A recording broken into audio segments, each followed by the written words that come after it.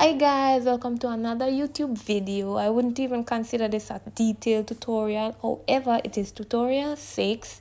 It gives you an idea what are the main IAS or IFRS standards that you will come across as an accounting student or as someone who is interested in auditing.